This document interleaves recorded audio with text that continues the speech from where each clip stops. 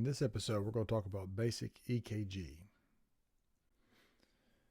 Before we interpret an EKG, we need to collect an EKG. So putting the leads on the patient in the correct uniform manner is very important.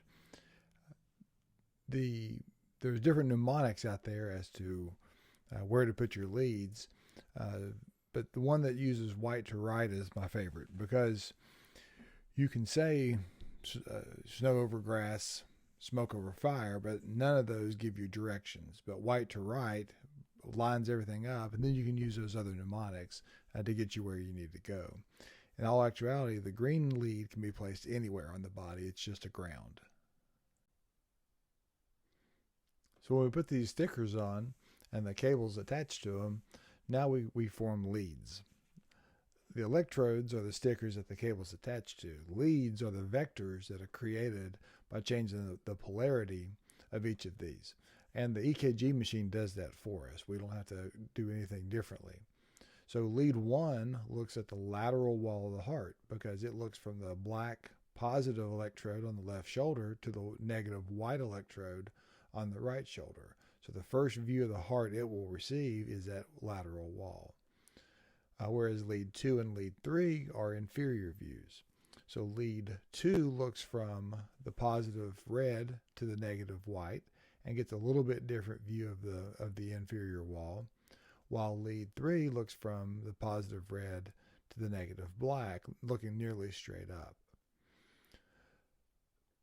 We can also augment these vectors by making the other two leads negative instead of just having one. Now electrically it looks halfway between those two. So AVL, augmented vector left, is another lateral view.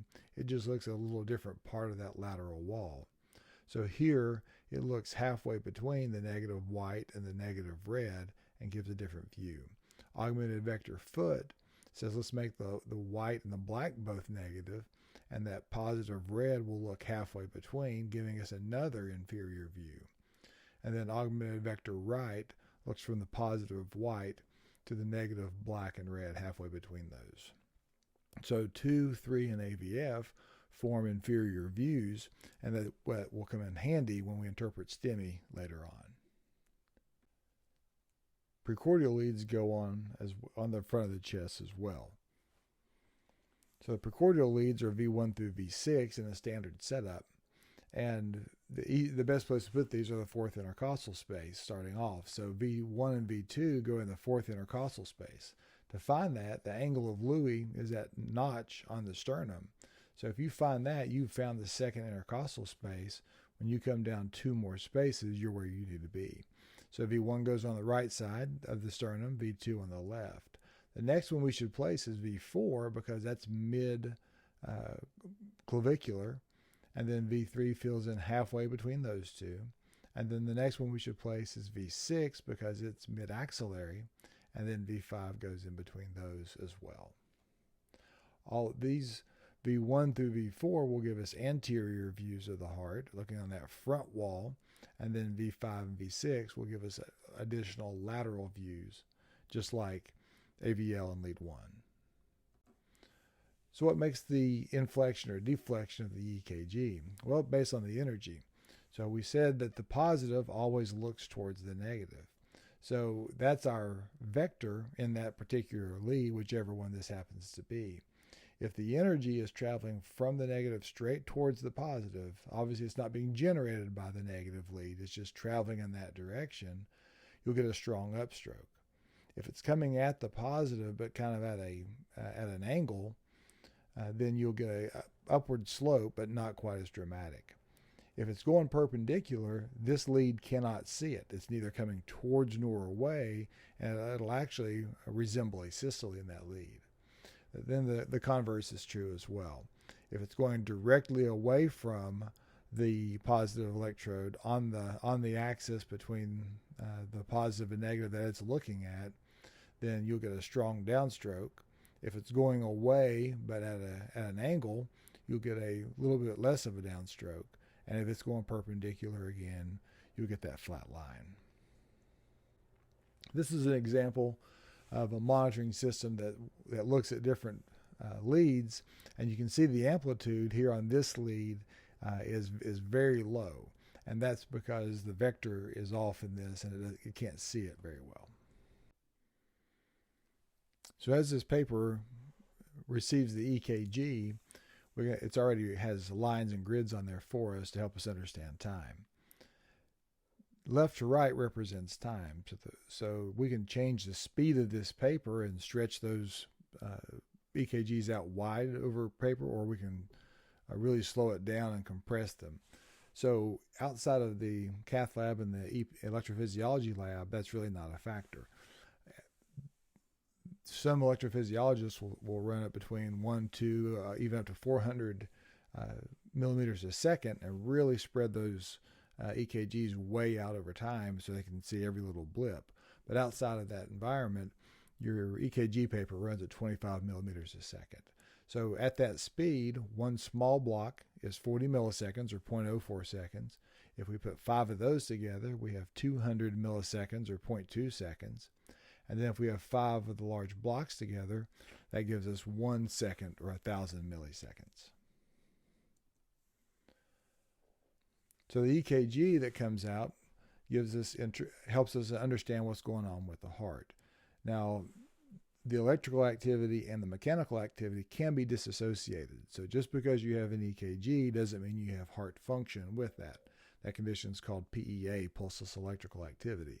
But other than that, as long as they are associated, we can learn a great deal about the heart, about what's going on through our EKG. So first off, our P wave represents our atrial activity.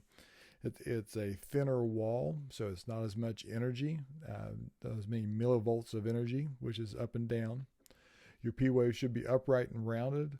If the first half of the P wave represents the right atrium, the second half represents the left atrium. So if you had left atrial enlargement due to mitral regurg, AFib, the other things that can cause that, you may see a prolonged P wave and actually have double humps on that because it represents the left atrium. The next complex is your QRS complex. Q wave is the first one going down, R the first one going up, S is the second one coming down. So that complex represents ventricular activity. Your first metric with those two is your PR interval.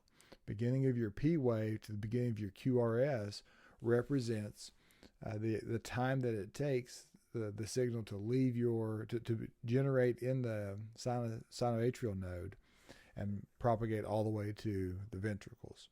So that time should be 120 milliseconds, 3 small blocks, up to 200 milliseconds, 1 large block.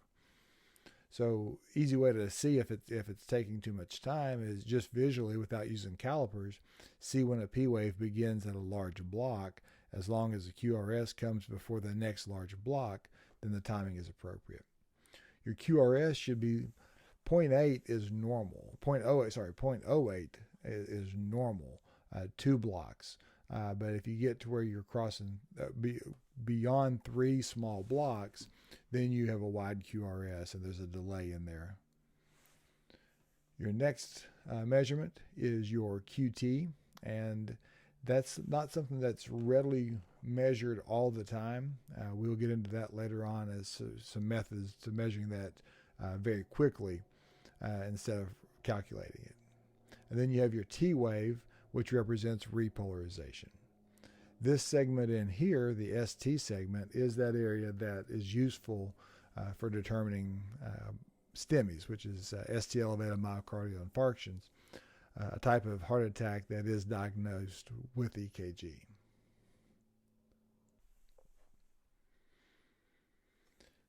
So your most important way to measure heart rate is by feeling a pulse. Counting how many times the heart beats in a minute will give you that accurate pulse, accurate heart rate. But based on paper, as long as those two are associated with each other, we can use what we see on the paper to get an idea. So this distance between the R to R, that's called our cycle length. This is a ventricular cycle length. You can look at an atrial cycle length as well. Here they're going to be related, but if you had a flutter, an atrial flutter, you could actually measure that cycle length of the atria to understand a little bit about what's going on in the atria. But in most of the time, your R to R is all you need. This is assuming that it's regular, meaning equal amount of distance between each of these. Rhythms like atrial fibrillation won't have that. So here we can take the number of large blocks and between those two and divide that into 300. We'll get a heart rate. If you want to be more specific, you can take the number of tiny blocks and divide them into 1500, and that'll give you a more accurate heart rate. Obviously, they're going to be very similar, but you could get a little bit more detail with the small blocks into 1500.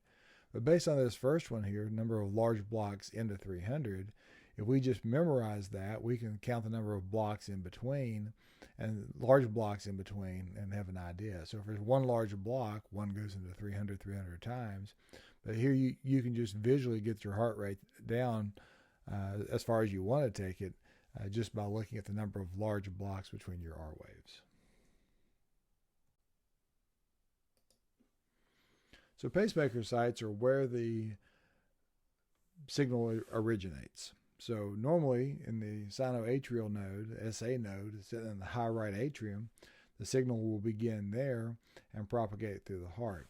It goes from the SA node, it'll find its way to the AV node. From there it pauses for just a few milliseconds, and then it goes to the bundle of His, and then the left and right bundle branches. The normal rate for SA node is 60 to 100. If the AV node is taking over, this is called a junctional rhythm. It's at the junction of the atria and the ventricles, and the AV node's intrinsic rate is between 40 and 60 beats a minute. Then if the ventricles are having to take over, then those are at a rate between 20 and 40. You can see some things here on the EKG that are different based on the site that starts. If the SA node begins, then our P wave is upright and round.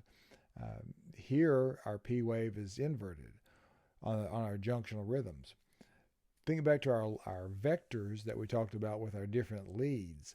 If this is lead 2 that's monitoring from the left leg looking up toward the right shoulder, any energy coming from this direction will give a positive upstroke for lead 2. Well, if this is beginning at the AV node, part of it is going away from lead 2 while the ventricular signal is coming towards lead 2. Therefore, your P wave is inverted and your QRS is upright. The P wave can actually come before, during, or after the QRS. It just depends on how slow that conduction is in the atria. Then you'll see a big difference there if the ventricle is taking over, because those are very wide. So, and will be much slower. So if it's from the SA node to the AV node, that signal begins on the wire. So if we were all hooked up to an electrical wire, when I got shocked, you get shocked. But if the one part that the cardiac cells can do is they can communicate wall to wall if they can't talk across the wire. So a ventricular response, you'll have an area that starts the fire, and it has to excite the wall beside it, which excites the cell wall beside it. It takes a lot longer for that to spread across. The QRS is wider because it took more time for that to fire. And then finally, when we put these things together, that's what we get, a normal sinus rhythm. If you'll learn these 5 things on all of these rhythms, it's really hard to go wrong understanding your basic EKGs. So is it regular? It should be the same distance between each R and R, and each P and P, for that matter. Is the rate between 60 and 100? Is our P wave upright and rounded? What's our PR interval? Is it between 3 small blocks and 5 small blocks? Between 120 to 200 milliseconds? And then did it take less than 120 milliseconds, 3 small blocks, for our QRS to fire? All those things put together with a pulse associated with that is normal sinus rhythm.